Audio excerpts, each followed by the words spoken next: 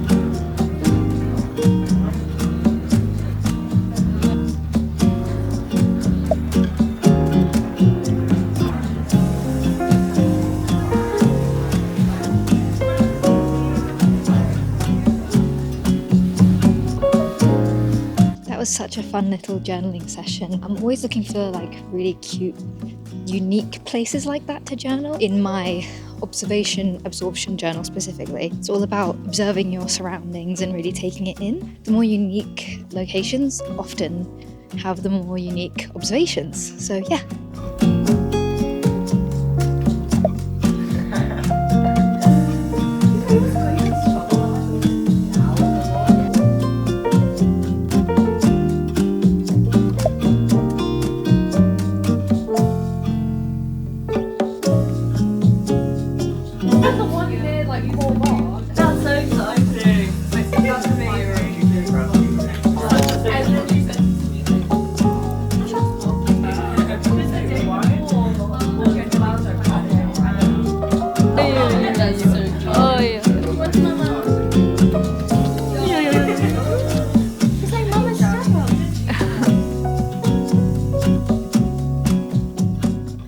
Hello, I am back home now. I had such a fun day out. I went to the London Graphics Centre and they had one of the things I wanted in stock and not the other one. But at least I got one thing and I thought I would show you my little haul.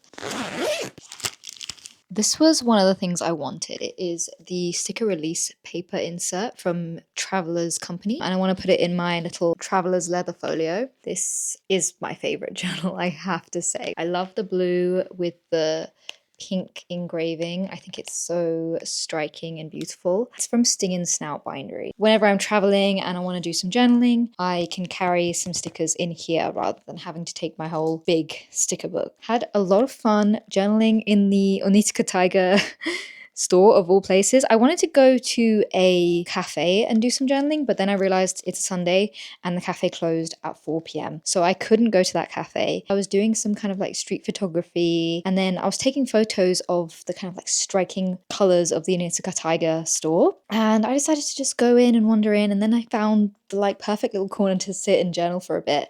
So I did some observation absorption journaling. I have a specific journal which I like to call my observation absorption journal. I only ever use it when I'm out and about, and it is primarily used to observe the world and kind of document my surroundings. For example, one of the things I wrote down was like the vibrant red color in the Onitka Tiger store. These are the kinds of things that you would just forget. Like it would go in and out of your brain really quickly. Taking the time to be present and notice your surroundings and really take them in and document them in that way is something I really enjoyed doing. And I'm trying to do it in more unique places than just like cafes and museums and parks, because I still like doing it in those locations, but I find that, yeah, like I was saying earlier, the more unique the location is, the more unique your observations are going to be. So I want to take the time to do this more whenever I'm out and about and I have a spare few minutes. That was fun. And yeah, I had a lot of fun practicing my photography. I just love walking around London and just finding compositions everywhere I look. Everywhere I go, there's something that I want to take a photo of. And yeah, I had a lot of fun playing with compositions and colors. I've been trying to do more landscape compositions because I think I have Instagram brain where I'm just like, oh, every composition has to be portrait. So many photographers I follow and admire do a lot of landscape photography, and I'm trying to kind of incorporate a bit more of that and see the world in a landscape orientation a bit more, because I tend to default to a portrait view of the world. I'm always kind of finding compositions of like, oh, that would be a great portrait composition. So that's something I'm trying to challenge myself with in terms of photography. Then I walked over to Isabella and Ara's house for potluck. It was the first potluck I've ever been to, and it was really fun. The food was so good, and I got to meet their cat, Mishti. He's only, I think, 9 weeks old. Yeah, he's just a baby. He's just a little baby and he's so small. And I took loads of photos of him because I love taking photos of cats. Like, I could have a whole portfolio just filled with pictures I've taken of cats. I think they are just like the most beautiful creatures. I love taking photos of cats with dark fur because I feel like it's really hard to capture dark fur on just like an iPhone camera. I found that with my Fujifilm camera, like, I can really get a lot of detail in their fur. It is a bit more challenging because he is really playful and he was like running around a lot, so it was kind of like you really had to like look for the good compositions, I mean, he was posing for the camera, I can't lie, like he was kind of like serving looks at the camera. Like, I think he was just very curious about the camera. So like every time he'd hear like the shutter, he'd be like, oh, what's that? So he was kind of like naturally posing for me, which was nice. And we see I didn't really make much progress with the Mew top that I'm making because I didn't have much time on the train, only a few minutes, but this is what it's looking like so far. I've had to use these really, really tiny wooden needles because I didn't have 3mm needles apart from these tiny wooden ones, but I literally ordered these metal ones because I much prefer metal needles over wooden. I just feel like they provide less friction and they're a little bit more kind of smooth to use. So I will be transferring to these and carrying on. I had a nightmare trying to cast on. I literally tried to cast on multiple times yesterday and it was driving me insane. So I just left it and did it this morning with fresh eyes, and don't know why I was getting it wrong so many times, but I was underestimating the amount of yarn I needed for the German twisted cast on. This was my first time doing German twisted cast on, and I think it uses more yarn than I expected. For the life of me, I can't count stitches. Like, I'm so paranoid that I'm getting the wrong number of stitches. This, I had to cast on 132 stitches. I kept second guessing myself. That's why I put so many stitch markers, because I'm like putting them at regular intervals so I don't gaslight myself into thinking that I've got the stitch count wrong. I'm excited to work on this new project. Oh, I forgot to show the other things I got from the London Graphics Centre. Okay, so I just got some stickers, basically. There were so many things there that was tempting me, but they'll always be there. I can buy them later at a later time. I got these cat stickers because, yeah, I just love cat stickers. I love these like stamp stickers that the London Graphics Centre does. They do them for multiple different like cities and countries. This one is for Korea, and I instantly got it because I was like, I'm manifesting a trip to Korea with these stickers where I can use these stickers in my travel journal. Yes, that will be me in the future. I really love this top. It's from Peachy Den. Super cute. And it's really, really, really comfortable. Like, when I first put it on, I didn't think it would be as comfortable as it is, but it is so, so comfortable. I love dark brown. It's like one of my favorite colors to wear nowadays. I love my pink and brown combo. Can never get enough of it. I thought I would also show you what my floor currently looks like in my office. I washed and blocked these two projects, which I have been procrastinating doing for ages. This is my Bala bonnet. I'm really, really happy with how it's looking. I blocked them whilst listening to the audiobook for Project Hail Mary. I keep hearing good things about it, and the movie's coming out later this month, so if there's a time to listen to the audiobook, it's now. And I am low-key addicted. I don't think I've been as addicted to an audiobook before. I love the way that it's read. Yeah, it's very engaging. I'm up to like chapter 6 now. So yeah, that's what I was doing whilst I was doing the washing and blocking for these projects. Listening to the audiobook for Project Hail Mary, which I am flying through because I'm enjoying it so much.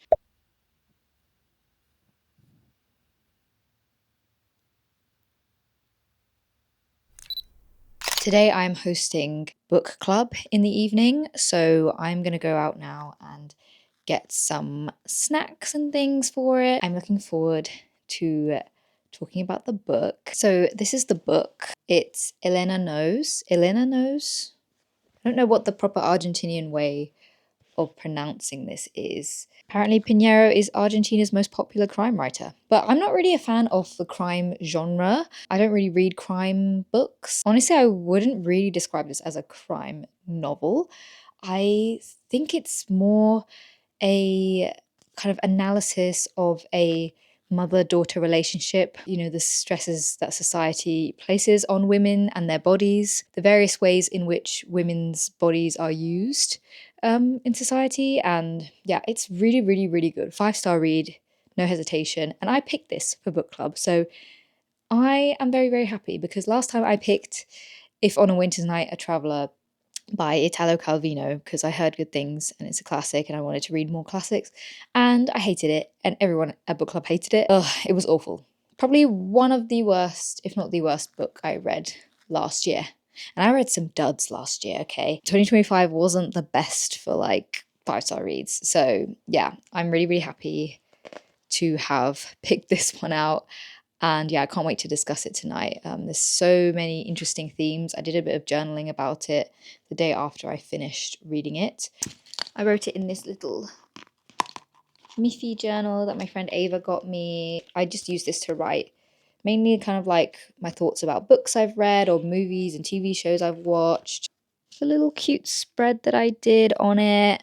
I love this kind of like square format of a journal. Like I really enjoy that. I don't want to spoil it for anyone, but one of the things I loved about it was that it presents multiple different perspectives that are very underrepresented in our media, despite being so common in reality. For example, the perspective of someone whose body is deteriorating, the perspective of a carer, and there's also another perspective that was really, really interesting, but I don't want to spoil the book for you because you could count that as a spoiler. Some of the interesting themes that it explores are living day-to-day life with a deteriorating body, the dangers of dogmatic beliefs, mother-daughter relationships under tension, to what extent do women have control over their bodies and those of others, ageism in society, willingness to change after holding certain beliefs for so long. Really, really, really interesting stuff, like super like jam-packed. I read this book in one sitting, like it was that good. And I'm a very, very slow reader. I love reading, but it is a lot more demanding of a task on my brain, and I really have to like carve out time for it. The crime aspect is kind of what hooks you in because it's like this mother's daughter has died. We need to figure out how that happened. We don't know the full story, and it's kind of like you're uncovering that mystery, and it unfolds over a day. I love books that unfold over a day because it's really immersive to me. So yeah, that is the book that we're going to be discussing tonight. It was such a lovely day earlier on. It was sunny. Now it's cloudy. Since it is March now, I think it is time to switch over from my go-to autumn winter scent to my go-to spring summer scent, both of which are from Replica. I'm quite picky when it comes to scents. I especially don't really like scents that are too floral because they give me a headache. This is my favorite autumn winter scent. It's called By the Fireplace. As you can probably tell, it smells like you are by the fireplace, toasting marshmallows. It's very kind of woody and chestnutty. It's got a little bit of smokiness, but also a bit of sweetness. I sprayed this for the first time in an airport and I could still smell it on me when I was on the plane. And I was like, what is that? What is that nice smell? And it was this. So I had to get this. My favorite scent for spring and summer is one that I think is a bit underrated from Replica. I don't hear many people talking about this one. From the Garden. I really, really, really like this one. The fragrance description is earth and tomato leaves, and that is definitely the vibe that it gives. Because yes, it's called From the Garden, but it's not floral in the sense that it would give me a headache. It kind of smells like fresh herbs in the garden on a nice sunny day. Like, I really, really enjoy this a lot. That's what I'll be spraying today. I love how green it is. It really does remind me of spring. So one thing about this scent though is that it does remind me of Italy, because when we went on our trip to Rome, I was spraying this. I think I got this in the airport on the way to Italy. I just love how fragrances can instantly transport you to a place. I don't know, it just boosts my mood. Like, it makes me happy. Now I feel like I'm on holiday, but I'm really not. Let's go get some snacks.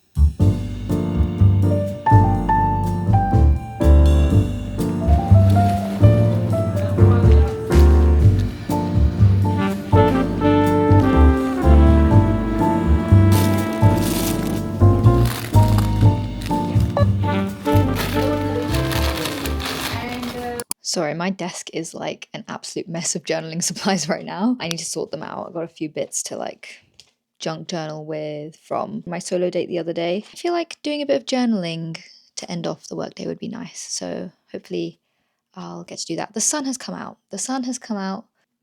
It's always out when I can't enjoy it. That's what it feels like to me.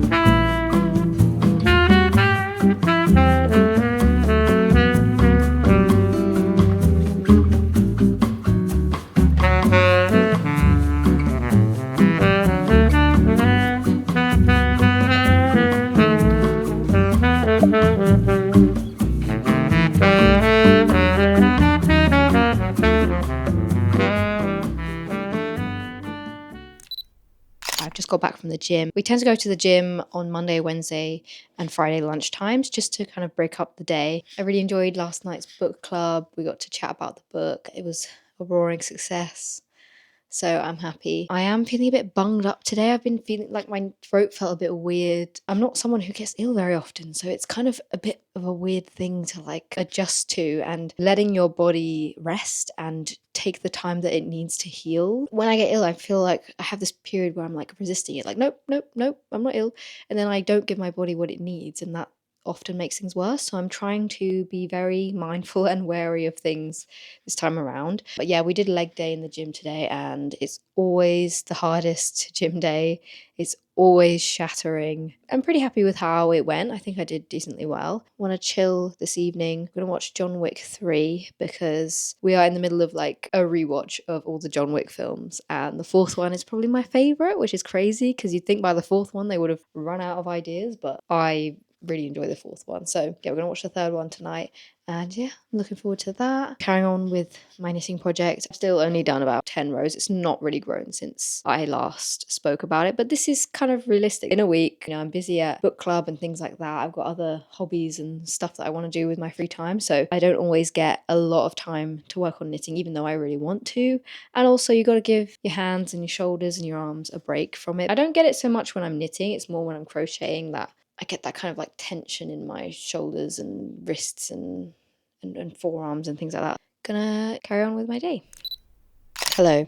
It's a few days later now. As you can probably tell by my voice, I got ill. I spent all of Thursday with a very bad fever, and it was just not very fun. And so I couldn't really do much for the last few days. Last time I went out when I wasn't feeling 100%, I got tonsillitis. So I'm trying not to risk that again. I am quite a slow knitter, which I don't think is a bad thing because, if you wanted to knit fast, you just use a knitting machine. Like, that's not really the point of hand knitting garments. I feel like the point of the whole process is to be slow and take your time with it. The pattern calls for 60 rows of ribbing. I might do more. We'll see how it looks once I've worked up 60 rows, because I do like to wear like low-rise skirts, low-rise jeans and things like that. So I'd like this to be able to like come down to my hip. tips and things like that. So I have been listening to more of the Project Hail Mary audiobook. I did a bit of cleaning this morning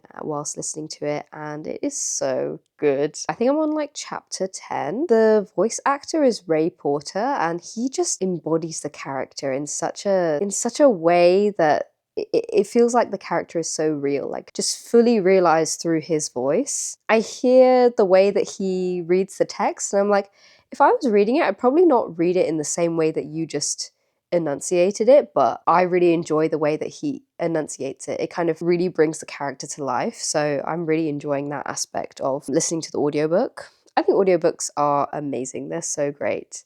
There's such a fun additional experience to reading a book because you get that performance element that brings the story to life, which, yeah, I really enjoy. I will catch up with you in a bit.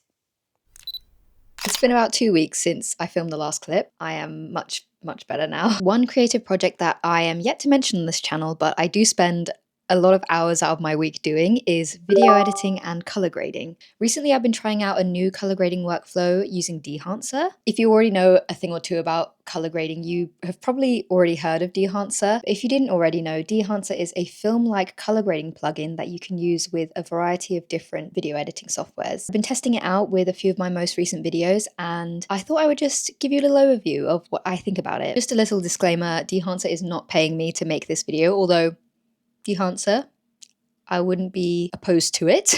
But they did reach out to me and kindly gave me dehancer to try out. And I also have a discount code for you to use. If you use the code riona10, you can get 10% off all dehancer products. So I've got a clip open in DaVinci Resolve, and I thought I would show you what it looks like with dehancer applied. So if you look at this shot, this is the raw footage. This is what it looks like with dehancer applied, and this is what it looks like with my adjustments on top of that. First of all, right off the bat, I love how intuitive this user interface is. Like, I've tried some other color grading workflows like Cineprint 35. This is so much more intuitive to me, and I love that it works so seamlessly with DJI Osmo Pocket 3 footage. I shoot in D-Log-M to capture as much color information as possible in my footage. Some other color grading workflows kind of struggle with D-Log-M, not with dehancer. It works so seamlessly with it. I got my camera details plugged into there. In terms of the film stock emulation of choice, there's lots of different options, but I personally really like Kodak Portra 400 or Kodak Portra 800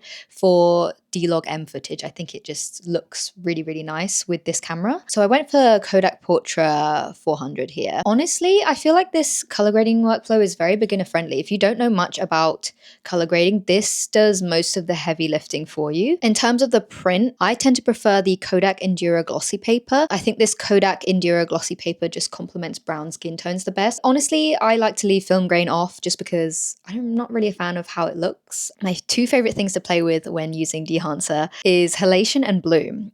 I love the effects of these. If you don't know what they are, halation kind of creates this reddish tinged glow around your highlights in your footage, and bloom does the same, except it's a more neutral glow, and I just love playing with them. Let me just show you what it looks like. So this is what it looks like without them. I chose this clip because you can see that there are some lights in the streets. This is what it looks like with halation applied. So if I toggle it on and off, yeah, and then this is with bloom applied. So yeah, you can clearly see a difference in how all the lightest parts of the image look. They all have this kind of like really nice glow to them. You can make it stronger. I tend to go for 35mm just because that's the right level of subtle to me. But if you wanted to make it stronger, you can go all the way up to 8mm. So that, yeah, that's quite strong for me. 35mm most of the time, unless I'm going for a specific look. That is it really. That's all I kind of tweak. Yeah, again, I'll show you. This is what the raw footage looks like. This is with dehancer, and this is with my adjustments on top. For my adjustments, I tend to just fiddle with the highlights and the shadows, just kind of make the exposure how I personally want it to look for that particular shot. And yeah, that is my color grading workflow with dehancer. I've also really been enjoying using dehancer's iOS app to edit my Fujifilm X-T50 photos. Again, it has a really user-friendly interface, and I love how subtle you can make the edits. I'll show some before and afters here, but I don't usually like to make a lot of heavy edits to my photos just because I don't really feel like they need it most of the time. I think one of the great things about Fujifilm cameras is that they look great straight out of the camera. But if I am in the mood to kind of like brighten up a little bit more of a dull image, I tend to use the dehancer app now. I love how subtle you can make it. You can really adjust it to your liking. You can also save your edits as a preset as well. I've just pulled up a random photo I took at $7 Market. This is what the original photo looks like straight out the camera. There's loads of film stocks to choose from. I personally really love the Fujifilm Velvia 50. I think that looks so nice with my Fujifilm photos. You can go in and make lots of tweaks, but again, my favorite things to tweak are halation and bloom, particularly bloom. So you can amplify that if you want to. You can make it really, really strong like that. That's a little bit too much for me. You know, if you're going for that really, really hazy, dreamy effect, I feel like bloom is a really useful tool for that. I like to kind of keep it down here. You can see the lights in the image are just slightly glowing a bit more. Just export it to your gallery, which is what I'm doing now. Then it's done. Oh, I really like that. Yeah. So I've kind of got my preset, which I really like the look of. Sometimes I'll like go in and adjust the exposure. I love the look of the bloom in this photo. You can see all the lights in the image just look so dreamy and beautiful. That is what I think of dehancer. I guess the one downside to dehancer is that the pricing for the one-time purchase license is quite steep, but they do also have monthly subscription options, which are a little bit more approachable for like a beginner or someone who just wants to try out dehancer and see what it's like. Again, you can use my code riona10 to get 10% off. So yeah, thank you to dehancer, and let's get on with the video. This is my outfit for today. I thought I'd just keep it simple with some flared jeans and this cute green top. My mum bought me these bangles in India and she brought them back for me. Oh my god, they're amazing. I love this particular shade of silver that they are. And she also got me these really beautiful jhumka earrings in India as well. I've got my project in my tote bag. This tote bag that I got at the Converse event in my last vlog, this has actually accidentally become my favorite tote bag ever. The reason I love it so much is that it is so deep. It is so much deeper than any of the other tote bags I own. So it's really easy to fit my like work laptop and anything I want in here. Yesterday I went in and just pinned almost all of the pins in my collection onto the front part because it already had this Converse office hours pin on it. So I thought, why not jazz it up with more pins? And my pins were just sitting in a drawer anyway, so I thought I might as well put them on my bag. Let's go. Yeah.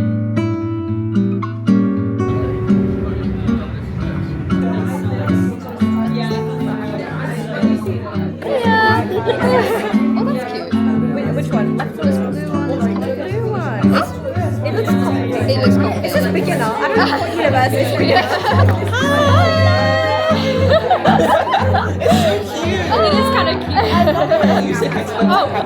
Hiya! It's also in whatever. That one. I love that one today. I don't know what the plan is. I do. I just think it looks slightly nicer. Yeah, it looks really neat. Yeah, but that's only if I get them all right, essentially. Hey! We can show our project. Yeah.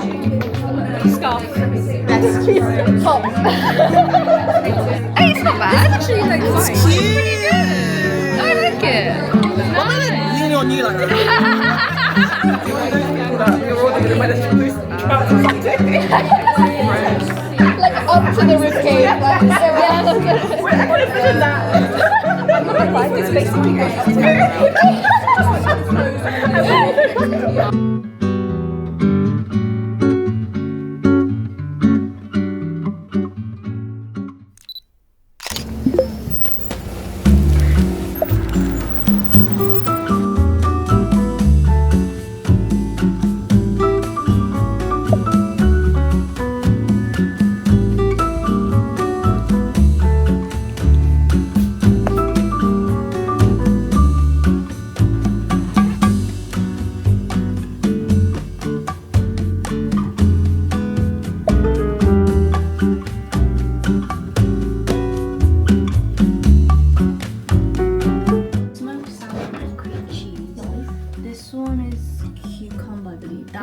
roast chicken and cucumber. And this one has egg mayo. Pastries, biscuits, intricate chocolate fruits, scones, and we have nata tarts and Ooh. Girl, you Yeah. went all out. Literally. strawberry Yeah. jam and cotton Oh. go with it, and like little snaps. Yay! Yay!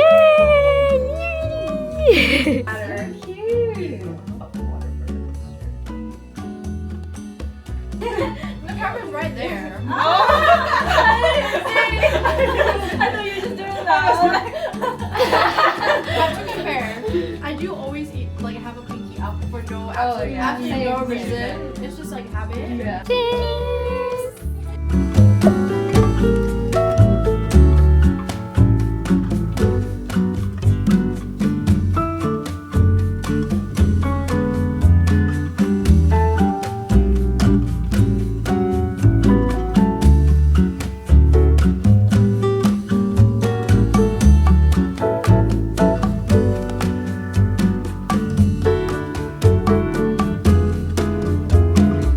Something like that. Something like that. Oh.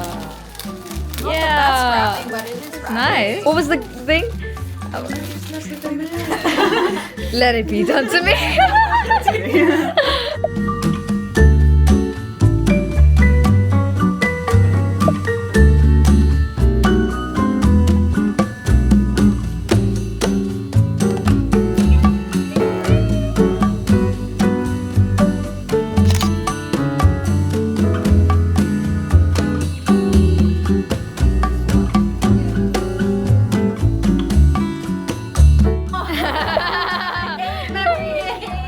So there's different pictures on each card. Okay. We're all set. We have to like memorize what each picture is. Mhm. Then we turn the cards around, and then there's directions on each card.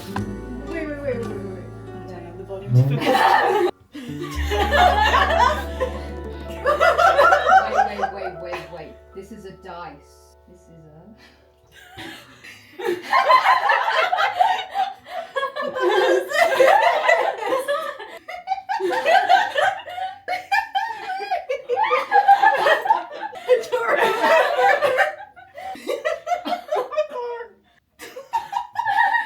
What did you say this I was? think I know what this is.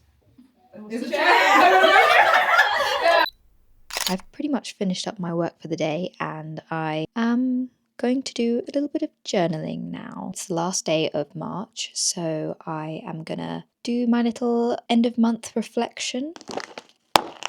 Growing up, whenever I go to India, my grandma would always get me these Good Day biscuits. They are the cashew version with the orange packaging. They're my favorite. Okay, let's get to journaling. This is my A5 pencil board. It's from Hobonichi. It's the Yumi Kitagishi collab. I just think it's super cute. Love the design. Basically, what you use this for is you put it behind the page that you're writing on just so that your writing stays neater and it doesn't indent the page after it. You can also use it as like a ruler. Honestly, I just really like them for their aesthetic quality as well. They can act as a little bookmark as well. So, yeah.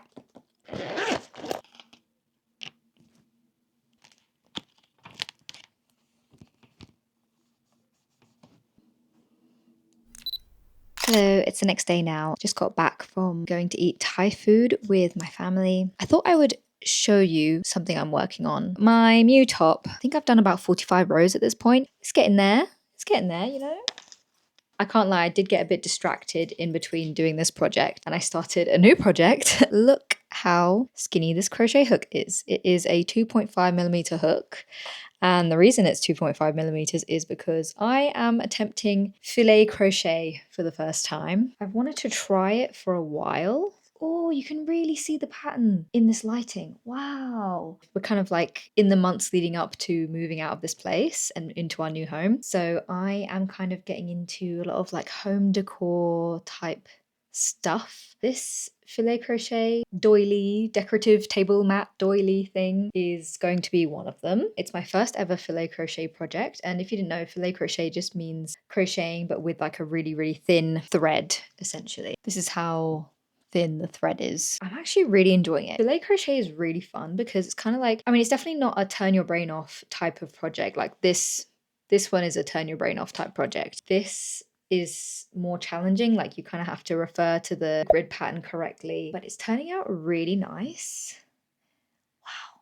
I'm really liking how it's looking in this lighting, and I guess against my like dark denim jacket, it's like it's looking good. It's 39 rows in total and I've done 20, so essentially halfway through. Nice floral design. I just found the grid pattern on Pinterest and decided to follow it. I think it's a bit more of an intermediate type of pattern though, because of these kind of like edges. They're a little bit more complex to figure out. You have to kind of like chain a bit extra and then slip stitch to get back to where you want to be for the next row. So yeah, it did take a little bit of time for me to figure that out, but not too much to be honest. It was pretty simple and straightforward. I watched a couple of videos on how to filet crochet and what are the best practices and what are the best techniques to use, and yeah, just kind of implemented that with this grid pattern, adjusted it to be the look that I wanted it to be. So yeah, I'm very happy with how this is turning out. This is the start of the flower. So I guess you'll see in the next vlog what it turns out looking like. But yeah, I've been having a lot of fun with that. So yeah, these are my 2 projects on the go. Well, I say on the go, but I never take this out with me because it's like I need to have my iPad open with the grid pattern and I need to be crossing off every row as I'm doing it. Whereas this, you can just take this wherever and work on it. So yeah, that's my yarn project update. But yeah, I just thought I would pop in and end the vlog here just because I think it is getting quite long. I hope you've enjoyed it. I've done a lot of fun stuff, a lot of fiber arts projects, a lot of journaling, a lot of photography, you know, seeing my friends. I had a good time. I hope you enjoyed this video and I will see you in the next one. Bye!